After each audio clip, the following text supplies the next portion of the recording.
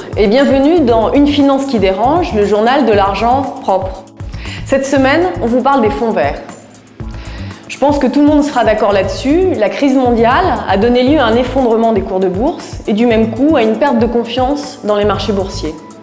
Mais si c'était le seul problème, il suffirait d'être patient, regagner la confiance pour recommencer comme avant. C'est donc tout un système qui doit être repensé pour retrouver le chemin d'une croissance soutenable. Notre défi dans les prochaines années, c'est de passer d'un système basé sur le profit à court terme, qui épuise les ressources, à un système qui replace l'homme, tous les hommes, au cœur du projet. Alors du coup, avec la crise, on a redécouvert les placements éthiques et les fonds verts. Les fonds verts, ce sont des SICAV et des FCP qui investissent dans des sociétés du secteur de l'environnement. Ces fonds existaient déjà, mais ils sont passés en Europe de 50 au début des années 2000 à plus de 190 aujourd'hui. Pour autant, une nouvelle finance est-elle en train de voir le jour, avec des valeurs différentes et des investisseurs plus responsables? Pour le savoir, nous avons rencontré le pionnier français en la matière, Jean-François Descaves, président de la Financière de Champlain et fondateur du premier fonds vert. J'ai travaillé 12 ans dans la finance classique, on pourrait dire, avant de travailler chez Champlain. Et j'ai vu comment ça fonctionnait, j'ai vu qu'il y avait certaines incohérences. J'ai vu que la finance était au service de la finance elle-même.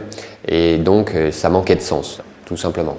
Donc j'ai créé Financière de Champlain au début des années 2000 pour justement répondre à cette problématique, pour pouvoir mettre la finance au service de l'homme, au service de l'environnement, au service du social. Parce qu'on s'est aperçu tout simplement qu'il y a une relation directe entre l'environnement et l'économie, entre l'homme et l'économie. Lorsque on fait plus de recyclage, eh bien, on utilise moins de matières premières, on épuise moins les stocks de matières premières et ça évite que cette matière première, son cours double ou triple. Et donc aujourd'hui l'économie est dans un état pitoyable, tout le monde cherche à créer des emplois, tout le monde cherche une certaine indépendance énergétique et donc ces secteurs de l'environnement qui ont du sens, ont aussi un sens économique. Alors Champlain investit majoritairement dans 3 secteurs, l'eau, les déchets et l'énergie propre. Dans le domaine du déchet, on a une société qui est une de nos grosses participations qui s'appelle Séché Environnement, qui est une société qui apporte une vraie technologie et un vrai sens à la valorisation des déchets.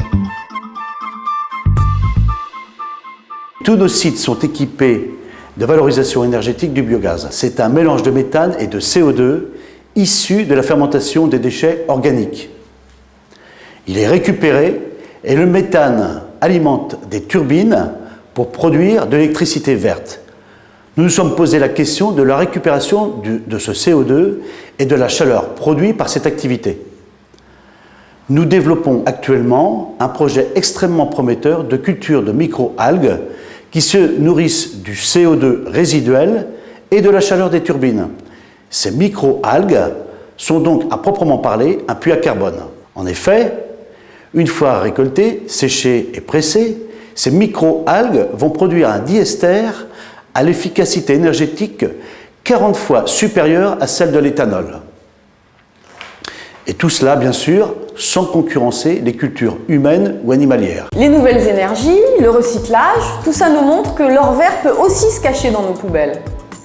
On a cru à un moment que les actions c'était mort, mais le vert semble ramener un peu d'espoir. Mais attention, il n'y a pas que le vert dans la vie, il y a aussi les hommes. Et c'est pourquoi la prochaine fois, nous vous parlerons des fonds solidaires à l'occasion de la semaine de l'épargne solidaire. Alors à bientôt!